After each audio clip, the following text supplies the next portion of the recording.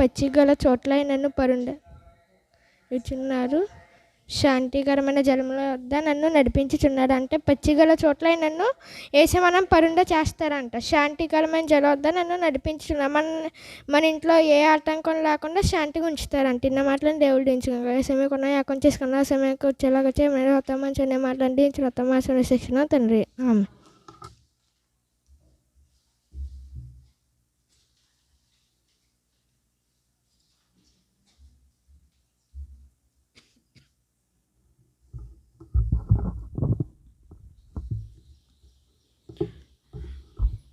దేవుని నామమున అందరికీ వందనములు. వర్తమానంలోనికి వెళ్ళక మునుపు యోహాను రాసిన ప్రకటన గ్రంథము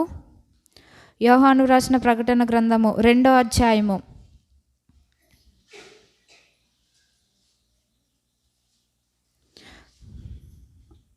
2వ అధ్యాయము మనం కొన్ని వారముల నుంచి 12వ అధ్యాయంలో అంటే సమయం సమీపించినది కనుక మనం ఏ విధంగా ఉండాలనేది యేసుక్రీస్తు వారు సంఘాలను ఉద్దేశించి ఏ హెచ్చరికలు ఇచ్చారో ఆ సంఘాలకు ఇచ్చిన హెచ్చరికల ద్వారా మనం నేర్చుకుంటున్నాం.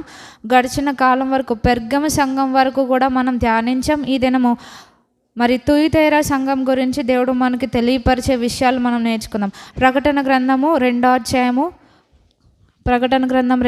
Page number 229. 229 2వ అధ్యాయము 18వ వచనం నుంచి 23 వరకు ఉత్తర ప్రతిచరితిని చదువుకుందాం. 18 నుంచి 23 వరకు.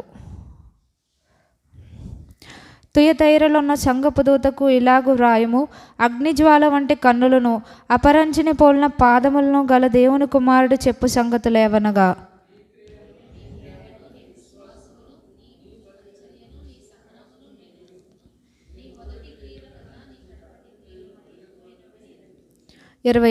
అయినను నీ మీద తప్పు ఒకటి నేను మోపవలసి ఉన్నది. ఏమనగా, తాను ప్రవక్త్రినని చెప్పుకొంచున్న యెజబెలను స్త్రీని నీ ఉండనిచ్చున్నావు. జారత్వం చేయుటకును విగ్రహములకు బలి ఇచ్చిన వాటిని తింటకును అది నా దాసులకు బోధించుచు వారిని మోసపరచున్నది.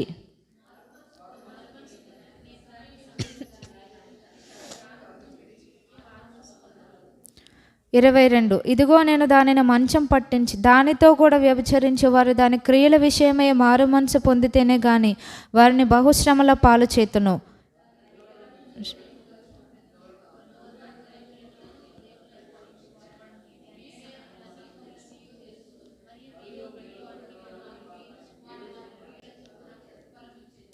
ప్రార్థన చేసుకుందాం. మహాగండమైన మా తండ్రి, మరి నైనా తండ్రి నెలంతా మీరు ఎక్కడైనా కాపాడి భద్రపరిచి చివరి పునరుద్ధాన దినంనకు మీ పాద సన్నిధికి నడిపించారు. మీకు వందనాలు.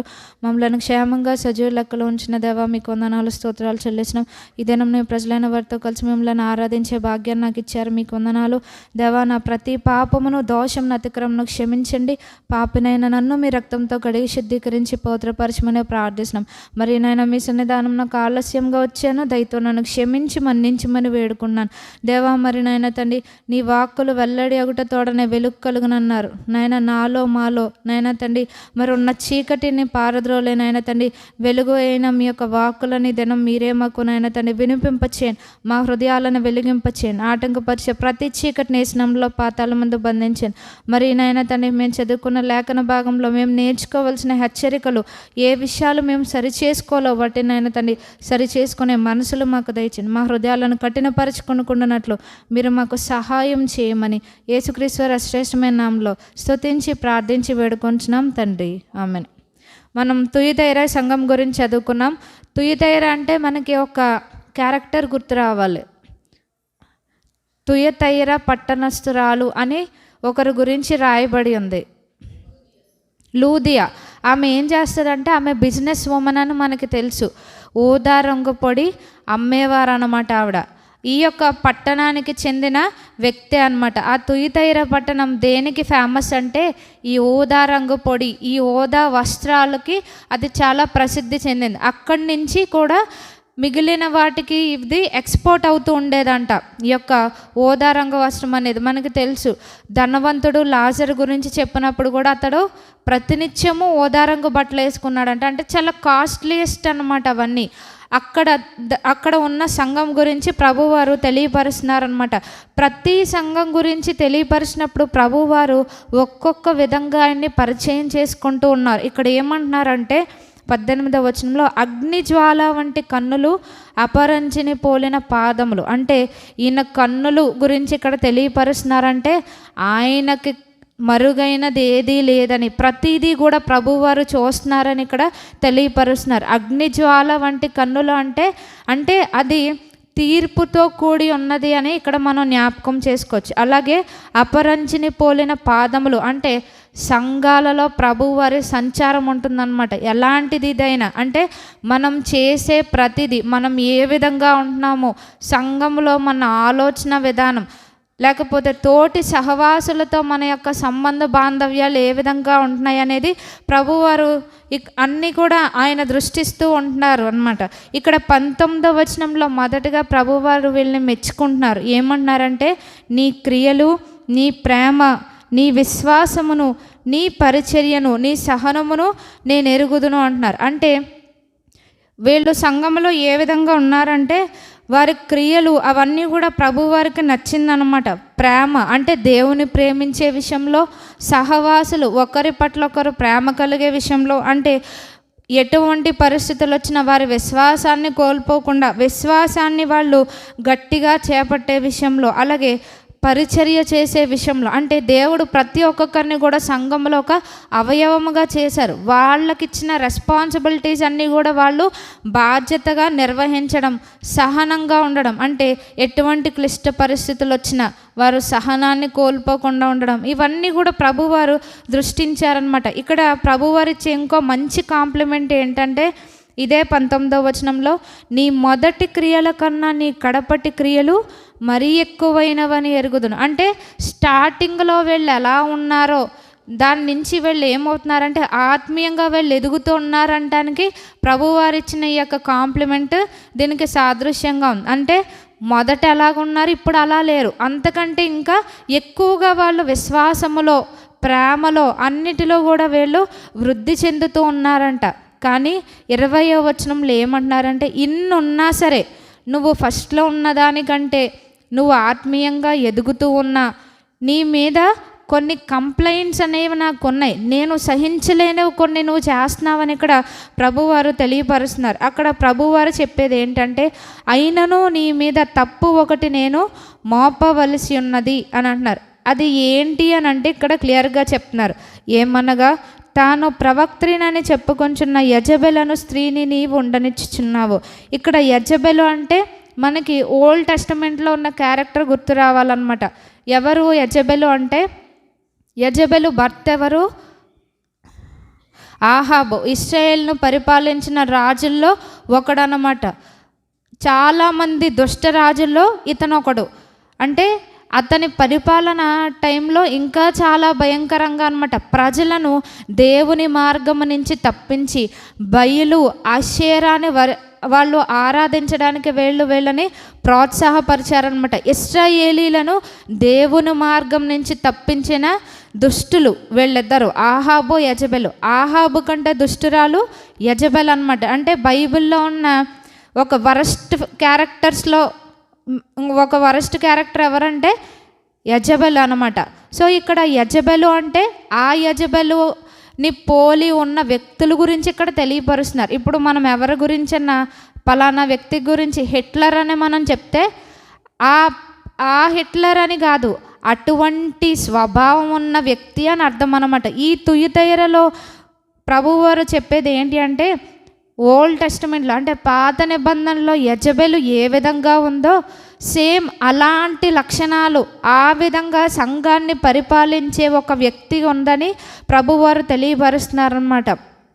సో ఈమె చేసేది ఏంటి అంటే ఇక్కడ తెలియపరిచేది, జారత్వము చేటకును విగ్రహములకు బలి ఇచ్చిన వాటిని తింటకును అది నా దాసులకు బోధించుచు వారిని మోసపరుచున్నది. ఇక్కడ నా దాసులు అని ఎవరు అంటున్నారంటే స్వయాన్ని యేసుక్రీస్తు వారు అంటున్నారనమాట. అంటే ఆయన పరిచర్య చేసేవారికి ఇక్కడ జరిగే బోధ ఏంటి అంటే జారత్వం చేయడానికి. అసలు దేవుని చిత్తం ఏంటి అంటే జారత్వంనకు దూరముగా ఉండడమే దేవుని చిత్తం అండి. అంటే దేవుని చిత్తానికి విరోధమైనవి ఇక్కడ ప్రకటించబడుతున్నాయని. అందుకని మత్తయి సువార్త 24వ అధ్యాయంలో ప్రభువారు ఏమన్నారంటే, అంచెదినముల్లో మోసకరమైన వారు, అబద్ధ ప్రవక్తలు వస్తారు, మనుషులను పక్కదారి తప్పించేవారు వస్తారు అని తెలియపరచాలి. అలాగే మనకి హెబ్రీలకు రాసిన పత్రికలో కూడా చూస్తే ఈ యొక్క కడవరి కాలంలో ఎటువంటి బోధలు ఉంటాయి అని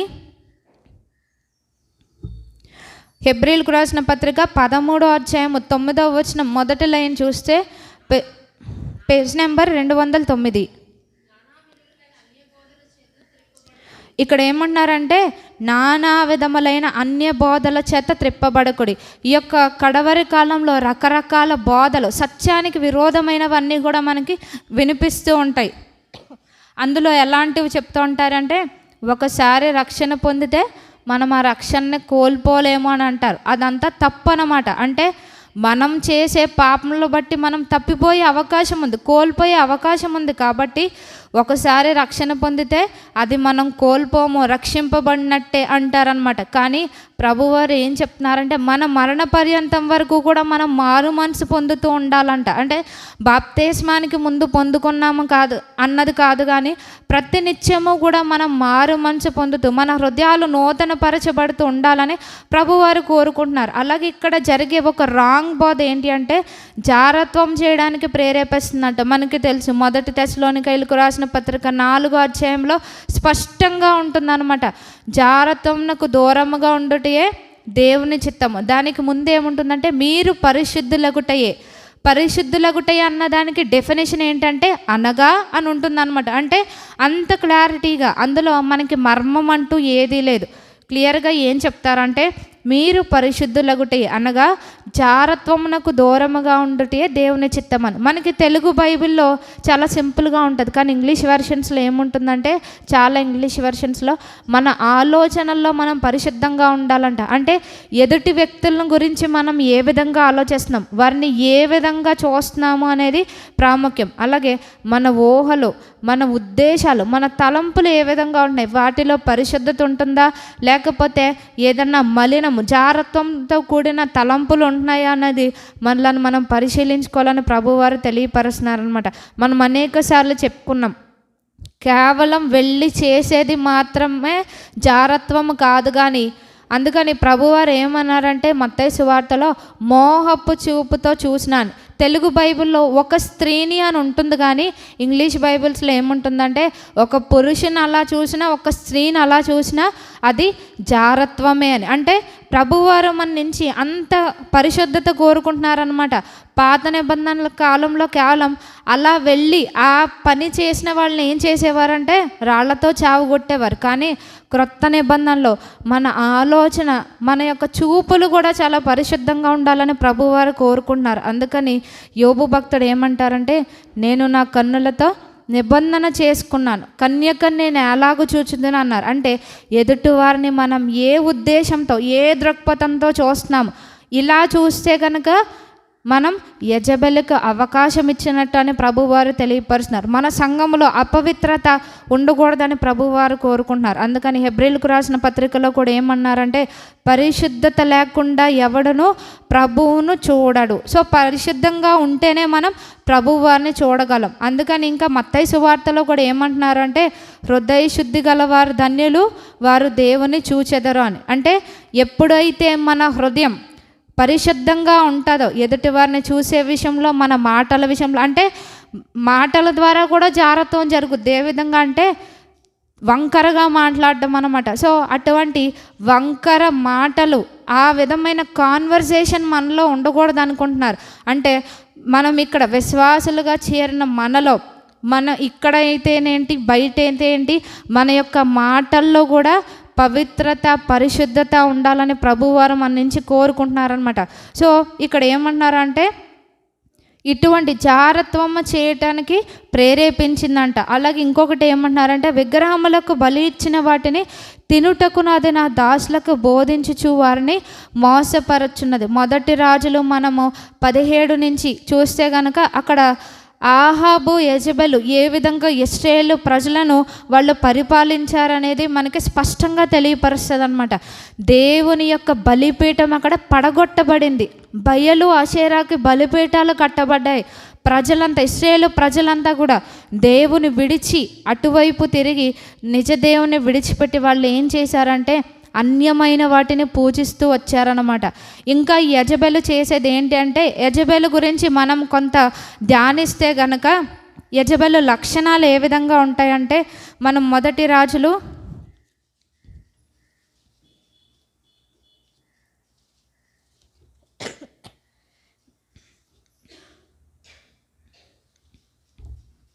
18వ అధ్యాయము, మొదటి రాజులు 18, పేజ్ నెంబర్ 298.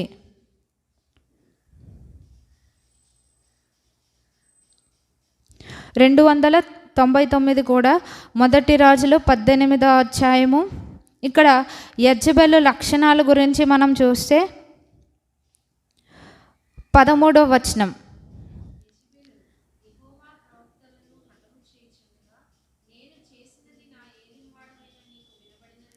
ఇక్కడ ఎవరు చెప్తున్నారంటే ఆహాబు యెజెబెలు దగ్గర ఒక వ్యక్తి పనిచేస్తున్నారనమాట. ఆయన ఎవరంటే ఓబద్యా గారు అనమాట. ఇక్కడ 18వ అధ్యాయము ఇక్కడ 3వ వచనం చూస్తే ఈ ఓబద్యా గారు ఎవరంటే, ఆహాబు తన గృహ నిర్వాహకుడగు ఓబద్యాను పిలిపించెను. ఇక్కడ ఓబద్యా గారి గురించి దేవుడు చక్కని సాక్ష్యం ఇస్తున్నారనమాట. ఈ ఓబద్యా యెహోవా యందు బహుభయభక్తులు గలవాడై, అలాగే 4వ వచనంలో యెజెబెలు యెహోవా ప్రవక్తలను నిర్మూలము చేయుచుండగా గుహలో 50 మందిగా 100 దాచి అన్నపానములిచ్చి వారిని పోషించెను. ఇటువంటి దుష్టుల దగ్గర పనిచేసే వ్యక్తి ఏ విధంగా ఉన్నాడంటే వాళ్ళ దుష్టత్వాన్ని అనుసరించి నడుచుకోలేదన్నమాట. చాలామంది ఏం చేస్తారంటే మనకంటే పై స్థాయిలో ఉన్న వారిని మచ్చిక చేసుకోవడానికి వాళ్ళు ఎలా ఆడమంటే అలా ఆడతారనమాట. కానీ ఓబద్యా గారు అలా లేరు.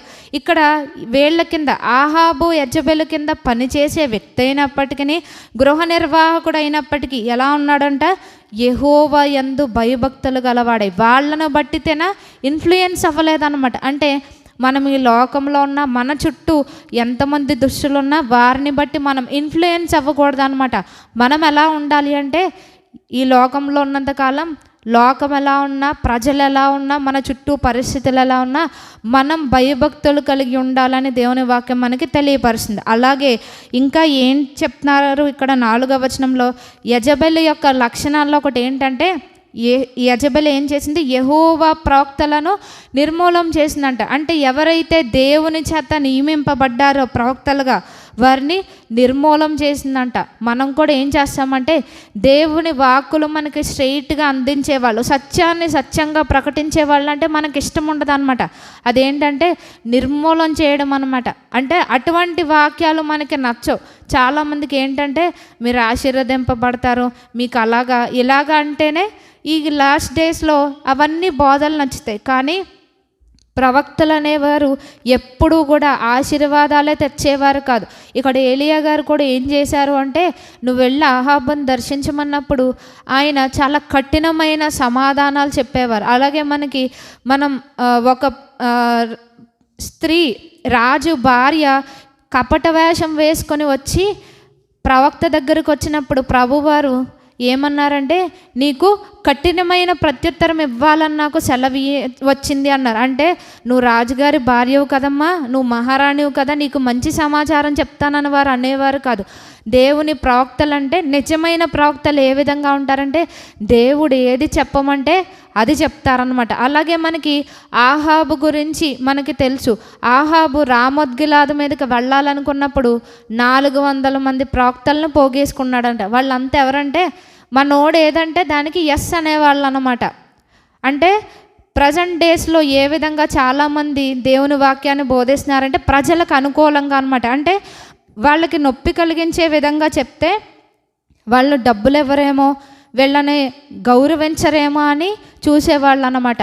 అటువంటి 400 మంది ప్రవక్తల్ని పోగేసుకున్నాడంట. నేను రామోద్గిలాద్ మీదకి వెళ్తాను, నేను అక్కడ జయం పొందుతానా లేదా అంటే వాళ్ళు ఏం చెప్తారంటే, వెళ్ళు బాబు, విజయం నీదే అంటారనమాట. కానీ అక్కడ ఈ యొక్క ఆహాబు దగ్గర ఇంకొక రాజు ఉంటాడనమాట. తన వియ్యంకుడు ఎవరంటే యెహోషాపాతు అనమాట. యెహోషాపాతుకి దేవుని యెడల భయభక్తులు ఉన్నాయి కాబట్టి ఏం చేస్తాడంటే, వీళ్ళు తప్ప ఇంకా దేవుని ప్రవక్తలు ఇంకెక్కడ ఎవరూ లేరా అని అడుగుతాడు. అప్పుడు ఒక ప్రవక్త ఉన్నాడు, కానీ అతను అంత నెగిటివ్గానే చెప్తాడంటారు. అంటే సరి చేసుకోవాల్సిన విషయాలు చెప్తే నచ్చదనమాట ప్రజలకి. మీరు పలానా విషయంలో సరి చేసుకోవాలి, దేవునికి ఇది నచ్చదు అంటే వాళ్ళకి నచ్చదనమాట. ఎప్పుడు ఏం చేయాలంటే మీకు ఆశీర్వాదాలు అని చెప్పాలి. కానీ అక్కడ ఉన్న ప్రవక్త ఏం చేసేవాడంటే ఆయన చాలా కఠినంగా చెప్పాడనమాట. అంటే దేవుడు ఏదైతే ఉద్దేశించాడో అది ఆయన చెప్తారు. సో మనం 1 రాజులు 22వ వచనంలో మనం చూస్తే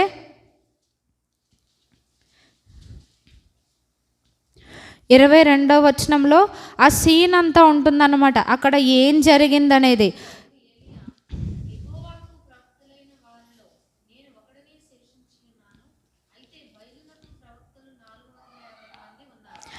మొదటి రాజులు 22వ అధ్యాయంలో మనం చూస్తే 1 రాజులు 22:8వ వచనం. అందుకు ఇశ్రాయేలు రాజు, పేజ్ నెంబర్ 304. అందుకు ఇశ్రాయేలు రాజు, ఇమ్లా కుమారుడైన మీకాయాను ఒకడున్నాడు, అతని ద్వారా మనం యెహోవా యొద్ద విచారణ చేయవచ్చును, కానీ అతడు నన్ను గూర్చి మేలు ప్రకటింపక కీడే ప్రకటించును గనుక అతని యందు నాకు ద్వేషము కలదని యెహోషాపాతుతో అనగా, యెహోషాపాతు రాజైన మీరు అలాగనవద్దనను. అంటే కరెక్ట్గా చెప్తాడు, కానీ తనకి ఎలాగ వినిపిస్తుంది అంటే చెప్పే మంచి మాట కూడా కీడుగా వినిపిస్తుంది అనమాట. అంటే మనం కొన్ని నిర్ణయాలు తీసుకుంటాం, అది దేవుని చిత్తం కాదు అని ఎవరైనా చెప్పినప్పుడు అదేంటంటే మేము బాగుపడటం వీళ్ళకి ఇష్టం లేదు, మేము ముందుకు వెళ్ళడం వీళ్ళకి ఇష్టం లేదు, కాబట్టి వీళ్ళు మా గురించి కీడు ప్రకటిస్తారు, వీళ్ళు ఓర్వలేని వాళ్ళు అనేది అలా తీసుకుంటారనమాట. సేమ్ ఇశ్రాయేల్ రాజు కూడా అలాగే అన్నాడు, ఇతను నా గురించి మేలు చెప్పడు, ఎప్పుడు కీడే ప్రకటిస్తాడు, సో అతనంటే నాకు ఇష్టం లేదు, ద్వేషం అని చెప్తాడు. అయినప్పటికీ యెహోషాపాతు రాజు ఇతన్ని ఇన్సిస్ట్ చేస్తాడనమాట, లేదు మనం అతని దగ్గర విచారించమన్నప్పుడు ముందు ఈ యొక్క ఆహాబ్ యొక్క మైండ్ సెట్ని బట్టి ఈ మీకాయా కూడా ఏం చెప్తారంటే, వెళ్ళు నువ్వు విజయం పొందుతావు అని చెప్తారు. కానీ మీకాయా గురించి ఆహాబుకి చాలా బాగా తెలుసు అనమాట. నువ్వు నిజం చెప్పు, ఎందుకు ఇలా చెప్తావు అని అంటే మిగిలిన వాళ్ళు కూడా ఏమంటారంటే, అందరూ కూడా రాజుకు అనుకూలంగా పలుకుతున్నారు, నువ్వు గెలుస్తావని చెప్తున్నారు కాబట్టి నువ్వు కూడా అలాగే చెప్పు, అతనికి విరోధంగా నువ్వు చెప్పకు అంటారు. కానీ ఈ యొక్క మీకాయా గారు కూడా ఏం చేస్తారు అని అంటే, ఇక్కడ ఇదే 22వ అధ్యాయంలో మనం చూస్తే కనుక ఆయన 17వ వచనంలో చూస్తే, అతడు ఇశ్రాయేలీలందరినూ కాపరి లేని గొర్రెల వలనే కొండల మీద చెదరి ఉండుట నేను చూచితిని, వారికి యజమానుడు లేడు, ఎవరి ఇంటికి వారు సమాధానముగా వెళ్ళవలసిందని యెహోవా సెలవిచ్చెను అని చెప్పాను. ఇక్కడ ఏమన్నారు స్పష్టంగా, వారికి యజమానుడు లేడు అని అంటున్నారు. అప్పటికి వీడు ఆహాబు బతికే ఉన్నాడు అనమాట. కానీ మీకాయా చెప్పింది ఏంటి, వారికి యజమానుడు లేడు అని అంటున్నారు. అంటే నేను ఉండను, నేను చనిపోతాను, నేను నిర్మూలమవుతానని మీకాయా చెప్తున్నాడు, నేను చెప్పలేదా నా గురించి కీడే చెప్తాడు అని. కానీ అయినప్పటికీ మీకాయా గారు ఏం చెప్తారంటే, ప్రభువారు ఏదైతే సెలవిస్తారో, ఆహాబు గురించి ఏదైతే దర్శనం వచ్చిందో అదే స్పష్టంగా చెప్తారనమాట. అంటే దేవుని యొక్క సత్యాన్ని, ఆ వాక్కుని యాక్సెప్ట్ చేయలేని వాళ్ళు ఎవరంటే ఈ ఆహాబు, యెజెబెల్ అనమాట. ఇక్కడ ఏం చేసింది అంటే, యెజెబెలు యెహోవా ప్రవక్తలను నిర్మూలన చేస్తూ ఉందంట. సో ఇక్కడ మనం కూడా దీని నుంచి నేర్చుకోవాల్సింది ఏంటంటే, సత్యాన్ని అంగీకరించలేని మనసు అంటే అక్కడ మనలో యెజెబెలు, ఆహాబు ఉన్నట్టు. యెజెబెలు ఆత్మకి మనం చోటు ఇవ్వకూడదని ప్రభువారు తెలియపరిచినారు. కేవలం అది స్త్రీల మీదకే రాదనమాట, ఎక్స్క్లూజివ్గా ఆమె స్త్రీ కాబట్టి అది స్త్రీల కోసమే అని ఎక్కడా రాయబడలేదు. అది పురుషుల్లో అయినా పనిచేస్తుంది, స్త్రీలలో అయినా పనిచేస్తుంది. దాని యొక్క లక్షణాలు ఏంటంటే సత్యాన్ని అంగీకరించలేని స్థితి అనమాట.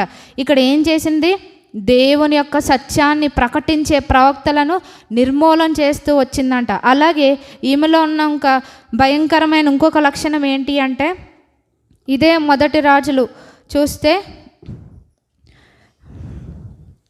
మనకందరికీ తెలుసు నాబోతు గురించి.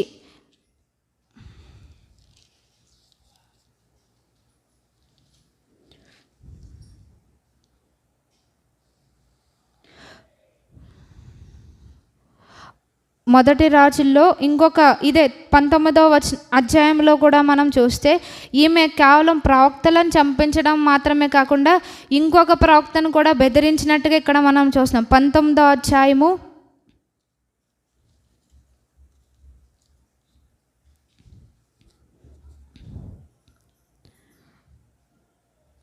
2వ వచనం 19:2 యెజెబెలు ఒక దూత చేత ఏలియాకు ఈ వర్తమానం పంపించెను, రేపు ఈ వేళకు నేను నీ ప్రాణమును వారిలో ఒకని ప్రాణం వల్లే చేయని ఎడల దేవుడు నాకు గొప్ప అపాయము కలుగ చేయనుగాక.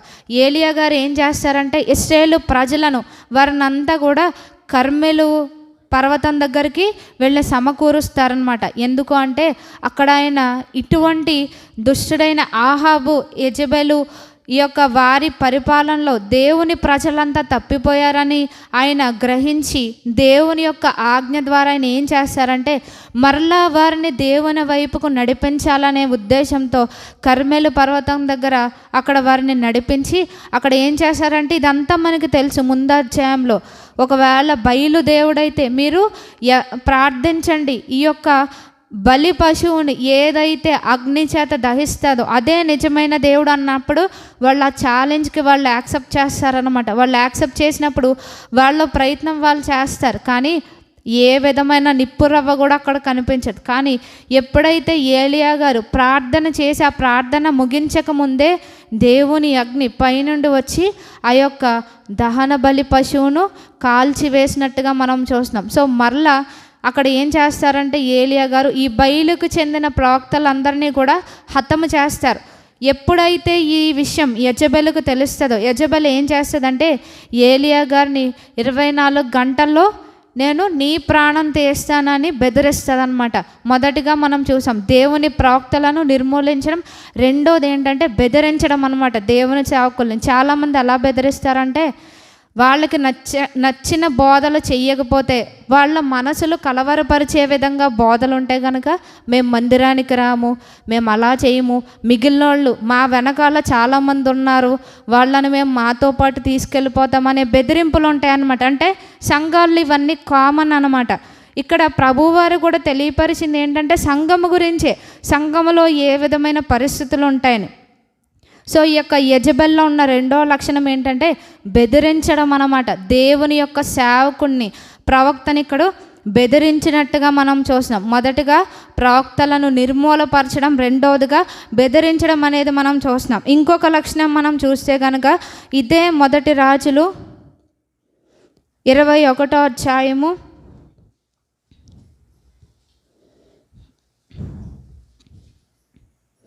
21వ అధ్యాయం కూడా మనకు అందరికీ బాగా పరిచయమైంది. ఇక్కడ ఏంటి అంటే ఆహాబు నగర్ని పక్కనే నాబోతుకి సంబంధించిన ద్రాక్ష తోట ఉంటుందన్నమాట.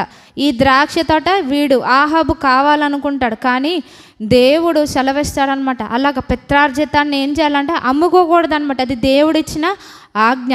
సో దీన్ని బట్టి మనం ఏం చేయవచ్చు అంటే నాబోతు గారు దేవుని ఆజ్ఞలను అనుసరించి నడిచే భయభక్తులు కలిగిన వాడని చెప్పవచ్చు. అంటే వీడు పెద్ద రాజు కదా, నేను అనుకున్న దానికంటే ఎక్కువ మొత్తానికే నాకు డబ్బులు ఇస్తాడు కదా అని అనుకోలేదన్నమాట.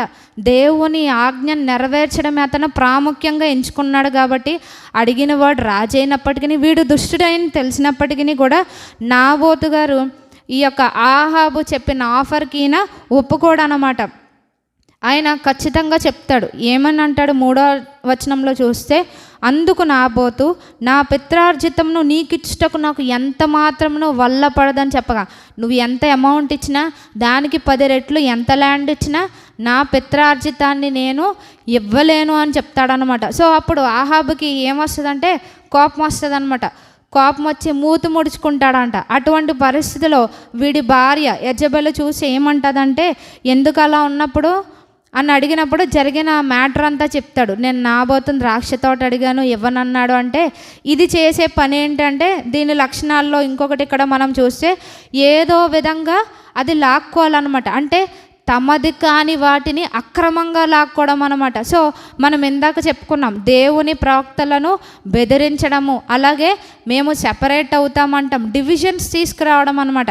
ఇక్కడ చేసే పని ఏంటి అంటే 11వ వచనంలో మనం చూస్తే 21వ అధ్యాయము 11వ వచనం.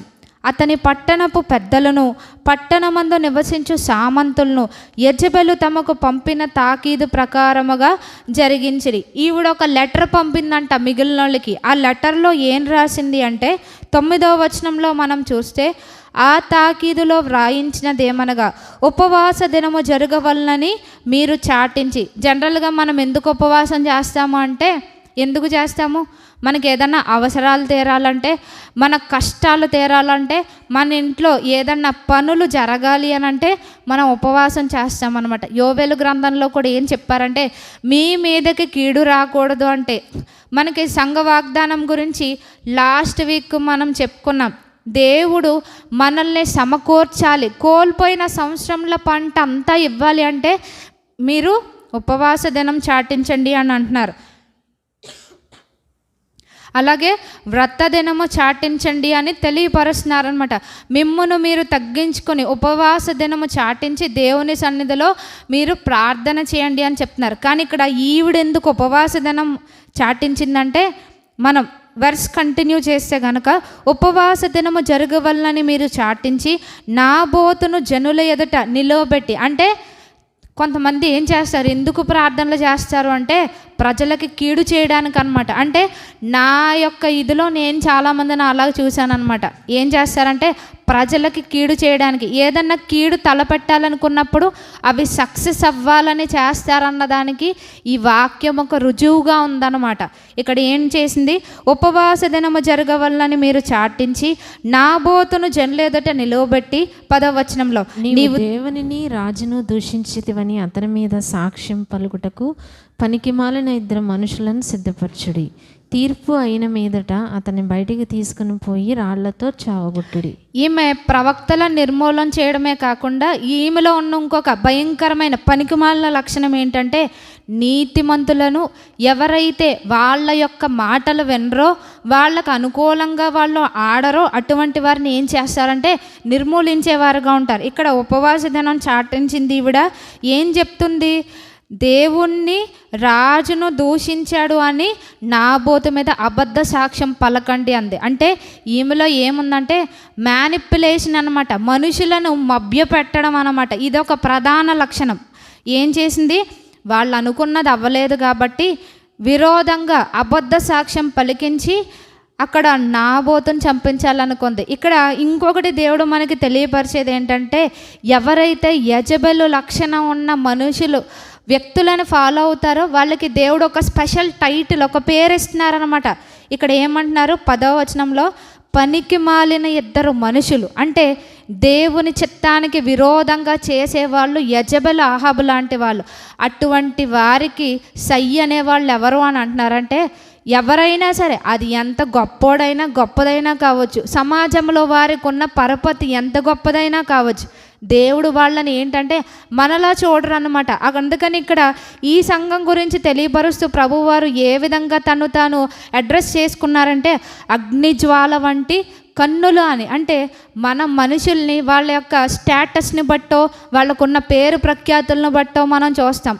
ఎవరన్నా పొలిటీషియన్స్ ఉన్నారనుకోండి, మనం వాళ్ళు ఎంత సరైన వాళ్ళు కాకపోయినా మనకేదో ఒక అవసరం ఉంటుంది కాబట్టి వాళ్ళని పొగడ్డం, వాళ్ళ వెనకాల తిరగడం ఇలా చేస్తాం. కానీ ప్రభువారు అలా చేయరంట.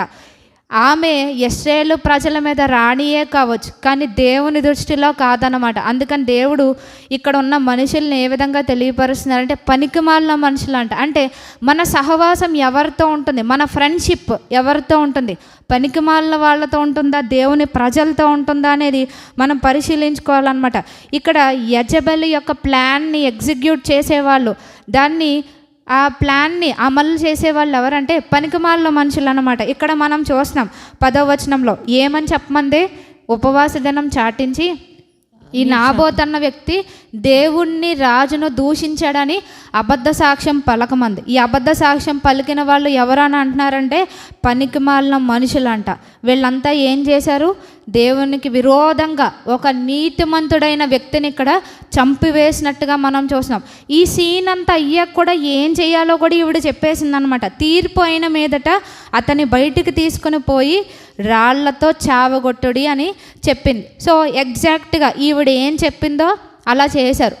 అంటే ఇక్కడ ఆహాబు, యెజెబెలు ఈ యొక్క పనికిమాలిన మనుషులు ఏం చేశారో తన యొక్క రాజ్యంలో ఉన్న మిగిలిన ప్రజలకి తెలియకపోవచ్చు, కానీ దేవుని దృష్టికి మరుగైనది ఏది లేదని దేవుడు తెలియపరుస్తున్నారు. అందుకని అగ్నిజ్వాల వంటి కన్నులని తెలియపరుస్తున్నారు. సో వీళ్ళు నాబోతుకి విరోధంగా ఈ యెజెబెలు అన్నది ఇది ఒక దుష్టమైన ప్లాన్ని రూపొందించి అమలు చేసిందనమాట. నేను చేశాను, మా ఆయన అడిగింది వచ్చేసింది, ద్రాక్ష తోట అని అనుకుంది. ఎప్పుడైతే ఈ విషయం చెప్పిందో ఆహాబుకి, ఆహాబు చాలా హ్యాపీ ఫీల్ అయ్యి ఈ యొక్క ద్రాక్ష తోటను స్వాధీనపరచుకోవడానికి వెళ్తాడంట. ఇక్కడ జరిగిన సంఘటన ఏంటంటే, అంటే మనము చేసేవి ఎవరికీ తెలియదు, మన ఆలోచనలు ఇవి మనకు మాత్రమే తెలుసు అని మనం అనుకుంటూ ఉంటాం. కానీ ఇక్కడ స్పష్టంగా దేవుని వాక్యం తెలియపరిచేది ఏంటంటే, మొదటి రాజులు 21వ అధ్యాయంలో 17వ వచనం నుంచి మనం చూస్తే, అప్పుడు యెహోవా వాక్కు తిష్బీయుడైన ఏలియాకు ప్రత్యక్షమై ఇలాగు సెలవిచ్చెను. 18 నీవు లేచి షోమ్రోన్లో ఉన్న ఇశ్రాయేల్ రాజైన ఆహాబును ఎదుర్కొనుటకు బయలుదేరుము. అతడు నాబోతు యొక్క ద్రాక్ష తోటలో ఉన్నాడు, అతడు దానిని స్వాధీనపరచుకొనబోయెను. ఇక్కడ 18వ వచనంలో ఏలియా గారికి ఇలా జరిగిన సంగతి దేవుని ప్రవక్త అయిన ఏలియా గారికి తెలియదు అనమాట. మిగిలిన వాళ్ళకి ఎవరికి తెలియదు, కానీ దేవుని వాక్యం అతనికి ప్రత్యక్షమై ఈయనకి తెలియపరుస్తుంది. నువ్వు వెంటనే లేచి ఆహాబుని ఎదుర్కోవడానికి నువ్వు బయలుదేరు. ఎక్కడ ఉన్నాడంటే వీడు నాబోతు యొక్క ద్రాక్ష తోటలో ఉన్నాడు, దాన్ని స్వాధీనపరచుకోబోతున్నాడు. అంటే ఈ ద్రాక్ష తోట నిజానికి ఎవరిది? నాబోద్ది. కానీ ఎవరు అక్రమంగా తీసుకోవాలనుకుంటున్నారో యెజెబెలు, ఆహాబు తీసుకోవాలన్నారు. దీన్ని అక్రమంగా వాడు స్వాధీనపరచుకోవాలనుకుంటున్నాడు. అర్జెంటుగా నువ్వు వాడి దగ్గరికి వెళ్ళావని దేవుని వాక్యము ఇక్కడ ఏలియా గారికి వచ్చినట్టుగా మనం చూస్తున్నాం.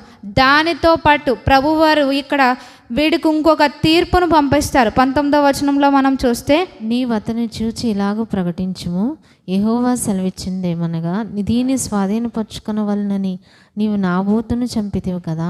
యెహోవా సెలవిచ్చేదేమనగా ఏ స్థలమందు కుక్కలు నాబోతు రక్తము నాకెనో ఆ స్థలమంది కుక్కలు నీ రక్తం నిజముగా నాకునని అతనితో చెప్పింది. ఇక్కడ ఇంకొక ఆఫర్ అన్నమాట. ప్రభువారు వీడికి ఇచ్చిన ఆఫర్ ఏంటంటే, దీన్ని నువ్వు అక్రమంగా స్వాధీనపరచుకోవాలనుకుంటున్నావు కదా అని.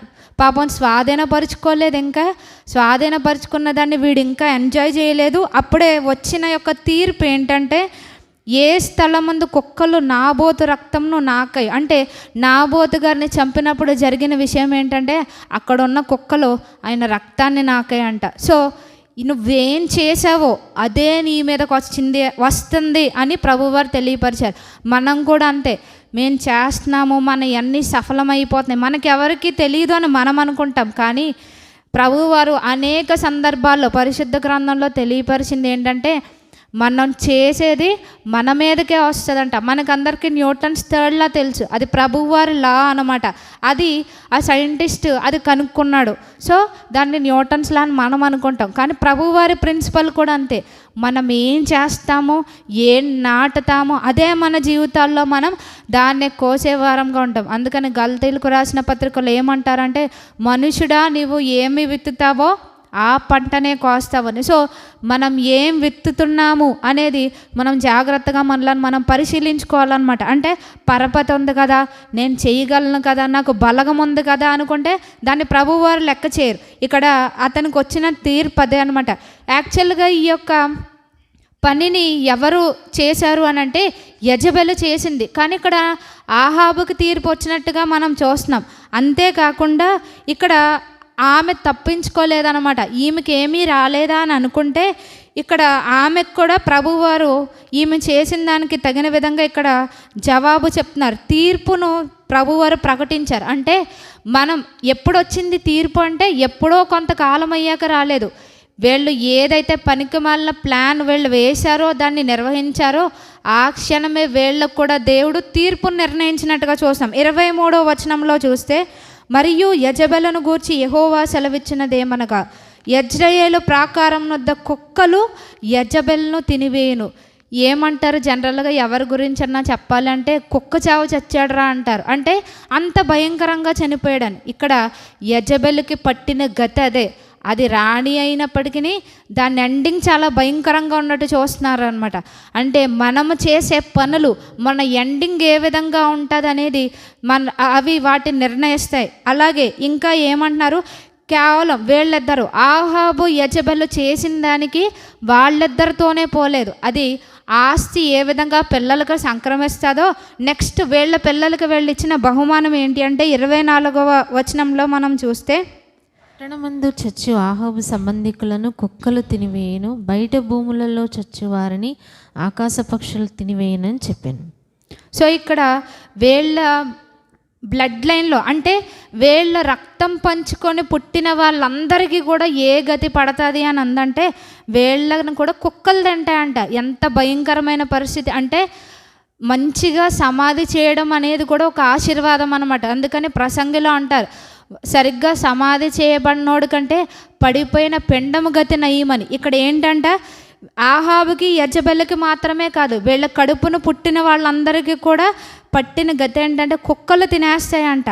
ఒకవేళ అలా కాకుండా బయట చచ్చే వాళ్ళని ఆకాశ పక్షులు తినివేయనంట. ఆకాశ పక్షులు ఎవరిని తింటాయి? అడవుల్లో క్రూర మృగములు చచ్చిపోయిన వాటిని తింటాయి అన్నమాట. అంటే సరిగ్గా సమాధి చేయబడిన భయంకరమైన పరిస్థితి అనమాట.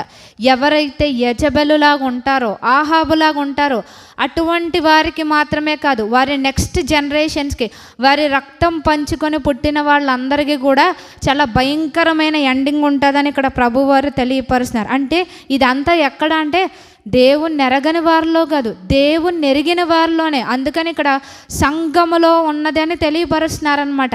సో ఇటువంటి లక్షణాలు మనలో ఉండకూడదని ప్రభువారు మనకి తెలియపరుస్తున్నారు. మొదటిగా మనం చెప్పుకున్నాం దేవుని ప్రజలను నిర్మూలం చేయడం, రెండవదిగా ఏంటంటే బెదిరించడం, మూడవదిగా ఏంటంటే అక్రమమైన వాటి కొరకు పరుగులెత్తడం, వాటిని పొందడం కోసం ఎంతవరకైనా దిగజారడం అన్నమాట. అలాగే మొట్టమొదటిగా ప్రభువారు చెప్పింది ఏంటి అంటే జారత్వం చేయడానికి. సో మనలో ఈ లక్షణాలు లేకుండా మనం చూసుకోవాలి. మన జీవితంలో ఎక్కడైనా యెజెబెల్ ఆత్మకి మనం చోటిస్తున్నామా అనేది మనల్ని మనం గ్రహించుకోవాలి. అంటే దేవుని ప్రజలకు విరోధంగా, అది ఎవరైనా సరే, ఇక్కడ కేవలం సేవకులు అనే కాదు, ఎవరైతే దేవుని యెడల భయభక్తులు కలిగి ఉంటున్నారో, దేవుని మార్గంలో నడుచుకుంటున్నారో వాళ్ళకి విరోధంగా చేసే ప్రతిదీ కూడా యెజెబెలుతో కనెక్ట్ అయ్యి ఉన్నది. సో మన జీవితంలో అవి ఉండకూడదని ప్రభు వారు తెలియపరుస్తున్నారు. మిగిలినవి మనం దేవుని చిత్తమైతే నెక్స్ట్ వారం మనం ధ్యానించుకుందాం. దేవుడు మనకి సహాయం చేయనుగాక. ఆమేన్. ప్రార్థన చేసుకుందాం. మహాపరిశుద్ధుడైన మా తండ్రి, ఈ దినం నాయన తండ్రి మరి తుయతైర సంఘం గురించి మీరు తెలియపరిచారు. వారు నాయన తండ్రి ప్రభా ప్రేమ, విశ్వాసము, పరిచర్య, సహనము నాయన తండ్రి అన్నిటిలో మరి మాదిరికరంగా ఉన్నారు. అలాగే ప్రభా వారి కడపటి క్రియలు మరి ఎక్కువైనవని మీరు మెచ్చుకున్నారు. కానీ ప్రభా వారిలో ఉన్న ప్రభా నాయన తండ్రి ఆ యొక్క పాపమును నాయన తండ్రి ప్రభా మరి తప్పులను నాయన తండ్రి మీరు నాయన తండ్రి టాలరేట్ చేయలేదు నాయన తండ్రి ప్రభా. మరి వాటిని ఎత్తి చూపించారు. యెజెబెలు యొక్క స్త్రీని ఉండనిచ్చుచున్నా అన్నారు. మా జీవితాల్లో, నా జీవితంలో ఎక్కడ ప్రభా యెజెబెలు వంటి లక్షణాలు నాలో ఉన్న ఈ దినం నన్ను నేను సరి చేసుకునే కృపలను దయచేయమని ప్రార్థిస్తున్నాం. సంఘాన్ని పాడు చేసే యెజెబెలు వంటి లక్షణం ప్రభా నేను ఈ దినం తొలగించుకోవడానికి మీ కృపలను దయచేయండి నాయన తండ్రి. మరి పరిశుద్ధత యందు, ఘనత యందు మా ఘటమును కాపాడుకోవాలని తెలియపరుస్తున్నారు నాయన తండ్రి. ఆ విధంగా మరి పరిశుద్ధంగా జీవించటకు సహాయం దయచేయండి. ఆలోచనల్లో, తలంపుల్లో నాయన ఎదుటి వారిని చూసే విషయంలో, ఎదుటి వ్యక్తుల గురించి ఆలోచించినప్పుడు నాయన తండ్రి మా ఆలోచనలో పరిశుద్ధత దయచేయమని ప్రార్థిస్తున్నాం. మరి వారి గురించి నాయన తండ్రి మేము నాయన తండ్రి ప్రభా జారత్వంతో కూడిన నాయన తండ్రి ఆలోచనలు ఆలోచించకుండా మాకు సహాయం దయచేయమని ప్రార్థిస్తున్నాం. ప్రతి ఒక్కొక్కరిని పూర్ణ పవిత్రతతో చూచే అటువంటి నాయన తండ్రి స్థితి, పరిశుద్ధత మాకు దయచేయండి. అలాగే ప్రభా నాయన తండ్రి సత్యమునకు విరోధంగా లేచే యెజెబెలు వంటి లక్షణాలు నాలో మాలో ఉండకుండా మీరు కృప చూపించమని యేసుక్రీస్తు వారి అశ్రేష్టమైన నామములో స్తుతించి ప్రార్థించి వేడుకొంచున్నాం తండ్రి. ఆమేన్. చిన్న కీర్తన పాడుకుందాం అండి. పాట సంఖ్య